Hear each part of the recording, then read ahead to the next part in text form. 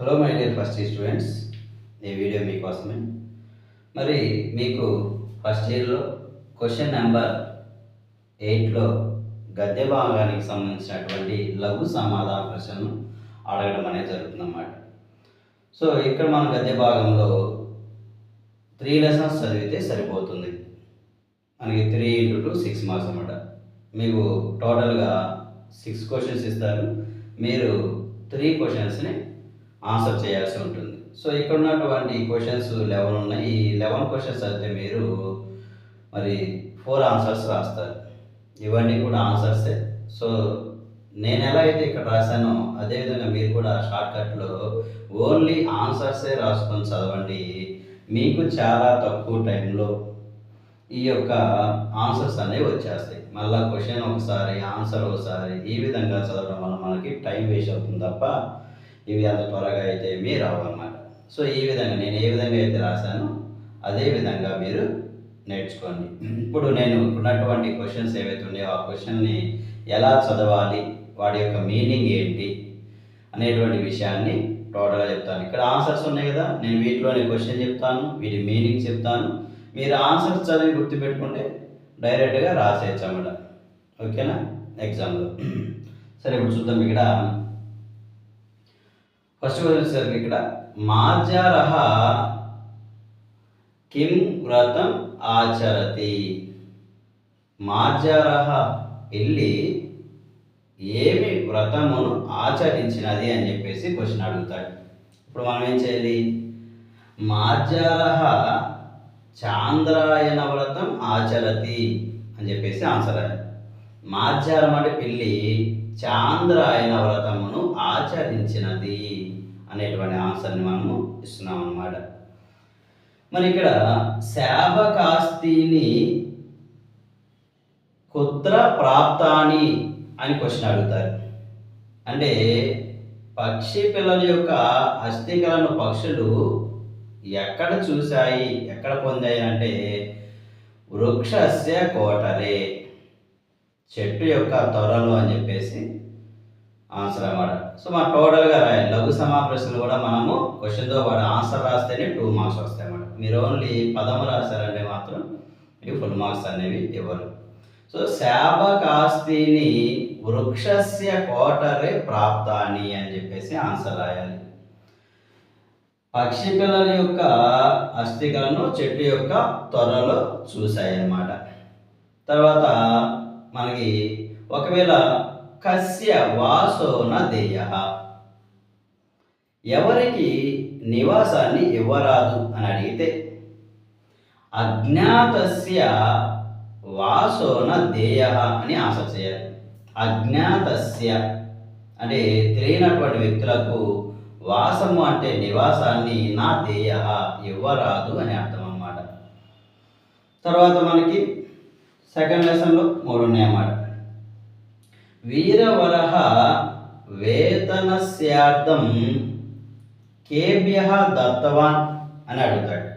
అంటే వీరవరుడు తన యొక్క వేతనం అంటే జీతంలో సగభాగాన్ని ఎవరికి ఇస్తున్నాడు అని క్వశ్చన్ అడిగితే దాన్ని మనం వీరవరః వేతనస్యార్థం బ్రాహ్మణేభ్యః దత్తవాన్ అనే ఆన్సర్ రాయాలన్నమాట. వీరవరుడు తన యొక్క జీతంలో సగభాగాన్ని బ్రాహ్మణులకు ఇస్తున్నాడు అని అర్థం. తర్వాత ఒకవేళ వాళ్ళు శూద్రకః వీరవరం కస్య దేశస్య రాజానాం కృతవాన్ అని కనుక అడిగినట్లయితే ఏంటి, శూద్రకుడు వీరవరుణ్ణి ఏ దేశానికి రాజుగా నియమించాడు అని వాళ్ళు క్వశ్చన్ అడిగితే మనము శూద్రకః వీరవరం శేఖర దేశస్య రాజానం కృతవాన్ అనే ఆన్సర్ ఇవ్వాలి. అంటే ఏంటంటే శూద్రకుడు వీరవరుణ్ణి శేఖర దేశానికి రాజుగా చేశాడు అని అర్థం.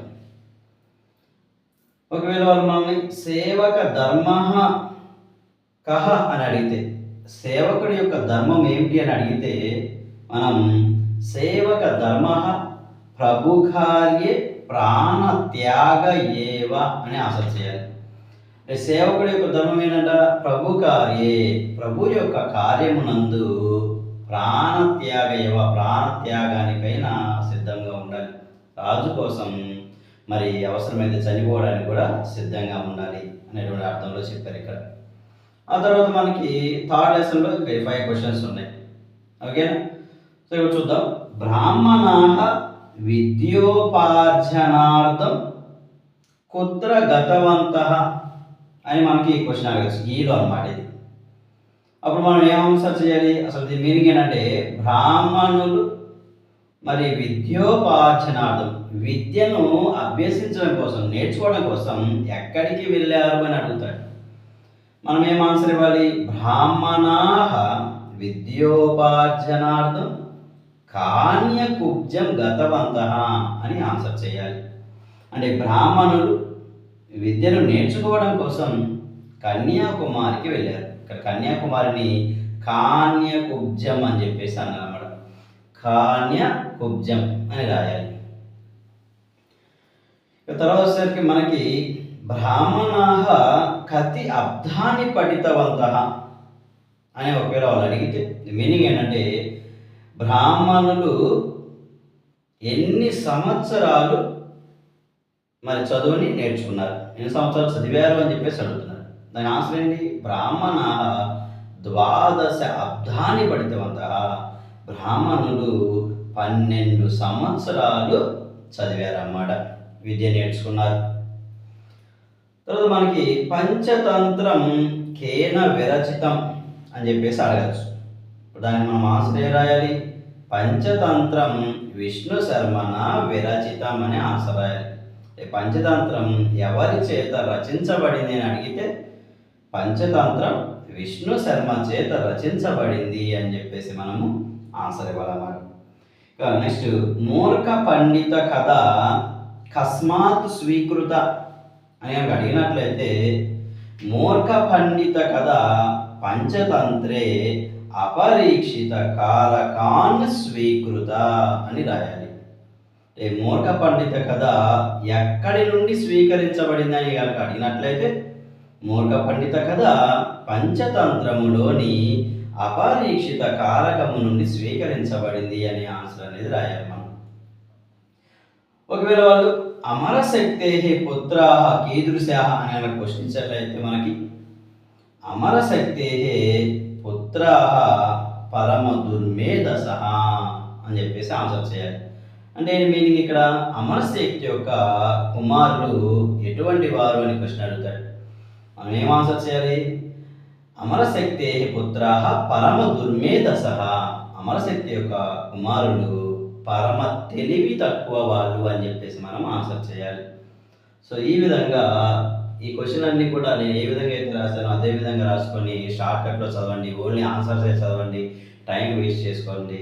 ఇలా కనుక మీరు చదివినట్లయితే మీకు త్వరగా వస్తాయి, ఫుల్ మార్క్స్ కూడా వస్తాయి. మీరు ఇక్కడ ఇవన్నీ చదివితే మీరు 4 క్వశ్చన్స్కి మీరు ఆన్సర్స్ అనేవి అటెంప్ట్ చేస్తారు. మనం రాయాల్సిన 3, మీరు ఎక్స్ట్రా రాస్తే తప్పేమి కాదు.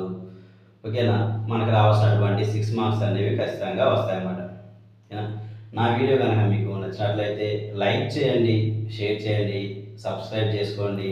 మీ ఫ్రెండ్స్కి, ఫ్యామిలీ మెంబర్స్ అందరికీ కూడా షేర్ చేయండి. చాలా తక్కువ టైం ఉంది కాబట్టి అందరూ మరి ఈ విధంగా షార్ట్కట్లో నేర్చుకొని ఫుల్ మార్క్స్ తెచ్చుకుంటారు.